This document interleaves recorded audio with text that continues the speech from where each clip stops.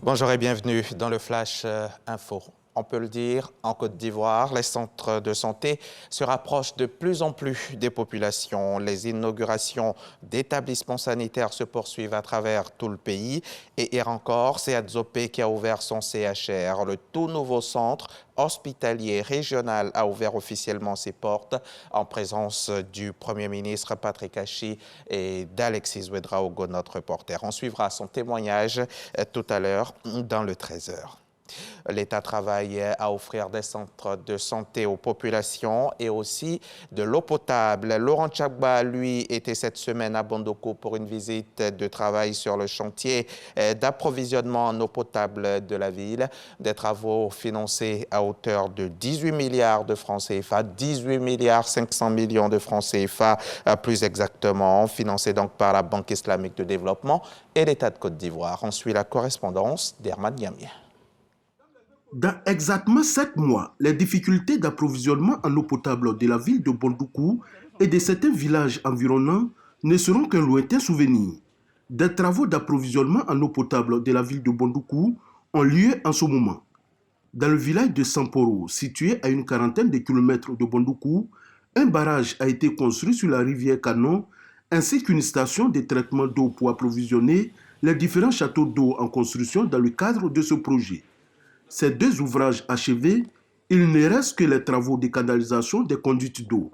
Pour s'enquérir de l'état d'avancement des travaux, le ministre de l'Hydraulique est allé lui-même sur le terrain. Nous sommes satisfaits de l'état d'avancement du projet d'une manière générale et nous sommes heureux de pouvoir mettre en service l'usine d'ici le mois de novembre parce que la population attend cet ouvrage. La production actuelle d'eau potable dans la ville de Bondoukou est de 4 752 m3 jour pour un besoin estimé à 6 214 m3 jour, soit un déficit de 1 462 m3 jour. Mais au terme du projet, la production d'eau potable passera de 4 752 m3 jour à 14 752 m3 jour, largement suffisant pour permettre aux 135 000 habitants de cette localité de disposer en permanence d'eau potable jusqu'en 2030. De quoi réjouir les populations venues massivement écouter le ministre de l'Hydraulique après sa visite des différents chantiers. C'est une joie qui m'étreint ce matin parce que tous, nous avons eu des problèmes d'eau dans notre district, je dirais.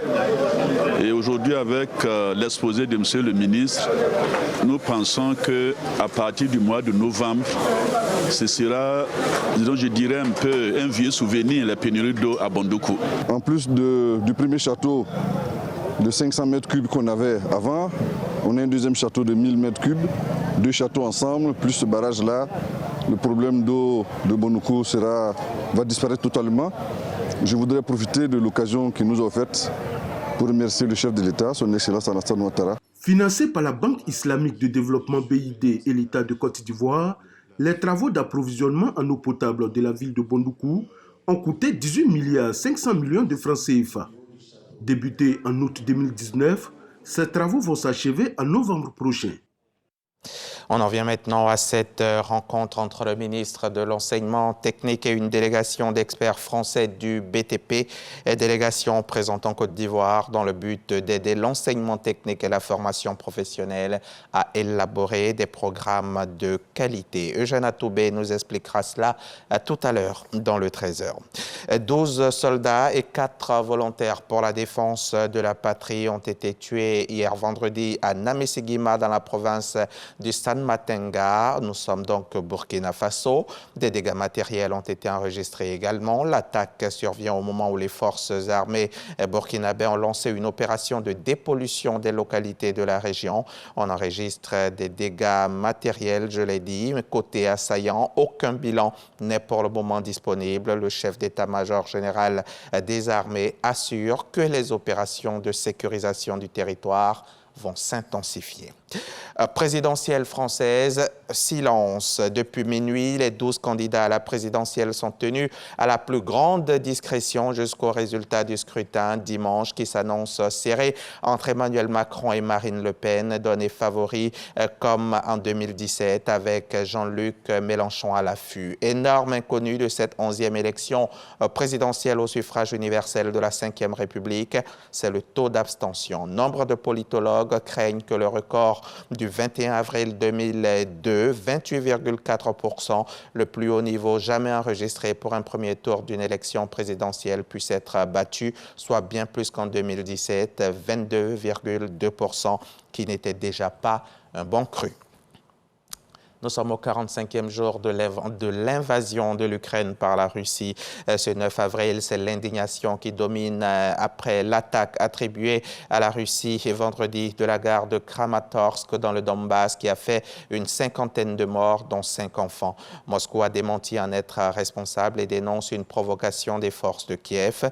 La présidente de la Commission européenne, Ursula von der Leyen, a tenu une conférence de presse avec le président Zelensky après une journée à Kiev et dans ses environs. Elle a déclaré que l'Ukraine a un avenir européen, tandis que la Russie est menacée de décomposition. L'Union européenne va rouvrir sa représentation diplomatique à Kiev.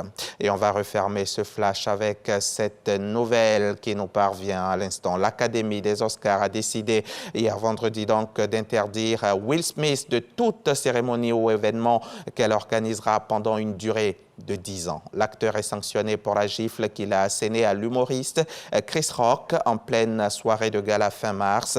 L'Académie a accepté la démission de Will Smith qu'il avait présentée la semaine dernière, mais ne lui a pas retiré l'Oscar du meilleur acteur reçu le mois dernier pour la méthode Williams.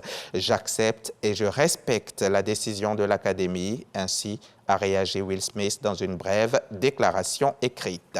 À tout à l'heure pour le 13h.